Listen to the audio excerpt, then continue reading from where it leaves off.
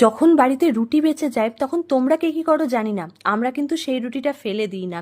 সেটাকে তেলে হোক বা ঘিয়ে একটু ভেজে নিয়ে সেটা সকালের জলখাবারে অথবা সন্ধেবেলা আমরা খেয়ে নিই। আজকেও মা বেঁচে যাওয়া 4টে রুটি ভেজে নিল, এখন সন্ধেবেলা খাবো। তো এই দেখো, এই যে এখানে রুটি ভাজা নিয়ে আমি তো দাঁড়িয়ে আছি, এখন এটাই আমি আর মা খাবো সন্ধেবেলা। অ্যাকচুয়ালি বাসি রুটি কখনো আমরা ফেলে দিই না, বাসি কিছু তাকে যদি অন্য কিছু করে বানিয়ে খাওয়া যায়, তো এরকম এক বাসি রুটি ছিল, তো সেটাকে ব্যাস তেলে ভেজে এই যে একেবারে চলো এবার এটা খাই। আচ্ছা তোমরা কারা কারা এরকম রুটি ভাজা খাও বলো তো? আমরা অনেক সময় এরকম করি জানো তো, ধরো পরোটা বানানো হয়নি, রুটিও খেতে ইচ্ছা করছে না, তখন রুটিটাকে একটুখানি এরকম তেলের মধ্যে মানে একটু ভাজা ভাজা করে নিলাম, কখনো ঘিয়ে ভেজে নিলাম।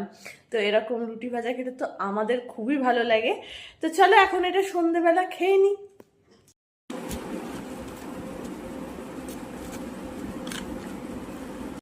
এখন আর কোনো তরকারি মরকারি লাগবে না, এমনি শুধু শুধু খাবো, কারণ এটা বেশি ভালো লাগে।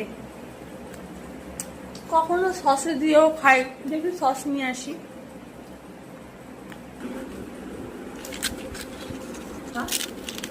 আমার তো আরেকটা আপডেট করে